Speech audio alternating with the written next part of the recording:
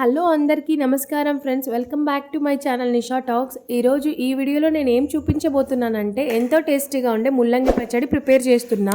నాకు తెలిసి చాలామంది ఈ ముల్లంగిని అస్సలు తినరు, ఎందుకంటే కొద్దిగా వాసన వస్తుందని చెప్పి. సో నేనైతే ఎటువంటి స్మెల్ లేకుండా చాలా టేస్టీగా అయితే చేస్తున్నాను ఈ పచ్చడి. మీరు కూడా ఈ ముల్లంగి పచ్చడిని ప్రిపేర్ చేయాలనుకుంటే సేమ్ ఎగ్జాక్ట్గా నేను చెప్పిన ప్రొసీజర్ ఫాలో అయిపోండి. చాలా టేస్టీగా ఉంటుంది ఫ్రెండ్స్. నాకు తెలిసి చాలామంది ఒక రకమైన స్మెల్ వస్తుంది ముల్లంగికి అని చెప్పి తినరు.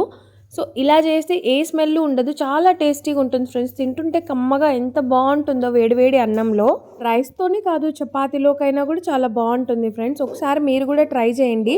ఇంకా నేనైతే తయారీ విధానంలోకి వెళ్ళిపోదాం. మనం ముందుగా అయితే ఒక బాండి పెట్టుకొని అందులో పల్లీలను వేయించుకొని పక్కన పెట్టుకోవాలి.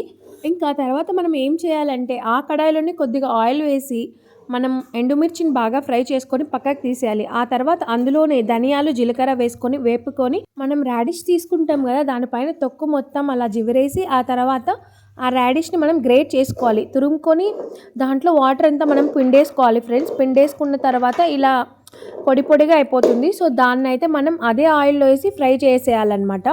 సో చాలా గోల్డెన్ బ్రౌన్ కలర్ వచ్చేంత వరకు ఫ్రై చేయాలి. ఆ తర్వాత మనం పచ్చి కొబ్బరి అయినా వేసుకోవచ్చు, ఎండు కొబ్బరి అయినా వేసుకోవచ్చు. మీ దగ్గర ఏది ఉంటే అది వేసుకోండి. ఆ కొబ్బరి కూడా గ్రేట్ చేసుకొని ఆ ముల్లంగి తురుములోనే వేసుకొని బాగా ఫ్రై చేయాలి ఫ్రెండ్స్. ఫ్రై చేస్తున్నప్పుడే మీకు మంచి అరోమా వస్తుంది, అసలు ఎంత సువాసన వస్తుందో తెలుసా, చాలా బాగుంటుంది.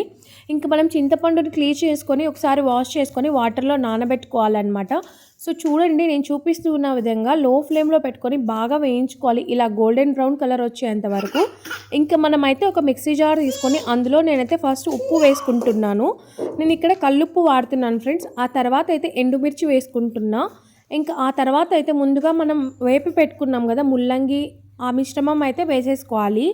ఇంకా ఆ తర్వాత పల్లీలు చింతపండు వేసేసుకొని మనం మిక్సీ అయితే పట్టేసుకోవాలి ఫ్రెండ్స్, కొంచెం మెత్తగా. సో మరి మీకు ఎలా ఇష్టం ఉంటే అలా పట్టేసుకోండి. మెత్తగా కావాలంటే మెత్తగా పేస్ట్ చేసుకోండి, లేకపోతే కొంచెం అటు ఇటు బరకగా కావాలన్నా అలా అయినా పేస్ట్ చేసుకోవచ్చు.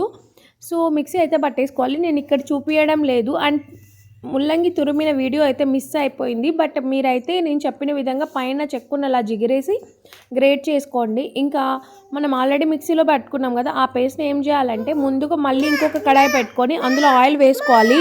ఆ తర్వాత ఆయిల్లో మనం పోపు దినుసులు వేసుకొని ఎండుమిర్చి కట్ చేసుకొని వేసుకొని బాగా ఫ్రై చేసుకోవాలన్నమాట. ఆ తర్వాత ఆనియన్స్ వేసుకొని లో ఫ్లేమ్లో పెట్టుకొని 1 మినిట్ వేగితే చాలు ఆనియన్స్. ఎందుకంటే తినేటప్పుడు ఈ వేగిన ఆనియన్స్ నోటికి తగులుతుంటే చాలా బాగుంటాయి అన్నమాట. ఇంకా మూత పెట్టేసి మగ్గించేసుకోవాలి సిమ్లో ఒక 5 మినిట్స్ దాకా.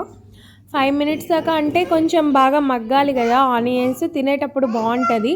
ఆ తర్వాత అయితే మనం కరివేపాకు ఉంది కదా, అది వేసుకొని ఒక ఊరికే జస్ట్ 1 మినిట్ అలా ఫ్రై చేసేసుకొని ఆ తర్వాత ముందుగా మనము పేస్ట్ కొట్టి పెట్టుకున్నాం కదా ముల్లంగి మిశ్రమం, అదైతే వేసుకొని బాగా వేపుకోవాలి ఫ్రెండ్స్. ఇది సిమ్లో ఒక 10 మినిట్స్ అయినా వేసుకోవాలి, వేపుకోవాలి. ఎందుకంటే అప్పుడే దాని స్మెల్ అంతా పోయి మంచి టేస్ట్ వస్తుందన్నమాట. ఇంకా చూడండి, అసలు చూడడానికే కాదు తినడానికి కూడా చాలా టేస్ట్గా ఉంటుంది. ఎంత బాగుందో. నేను గార్నిష్ కోసం కొన్ని పోపు దినుసులు పైన వేసుకున్నాను, బట్ అలా ఏం లేదు, చూడడానికి బాగుంటుందని. మీరు మాత్రం నేను చెప్పిన ఎగ్జాక్ట్ ప్రొసీజర్ ఫాలో అయిపోండి, చాలా టేస్ట్గా ఉంటుంది ఫ్రెండ్స్.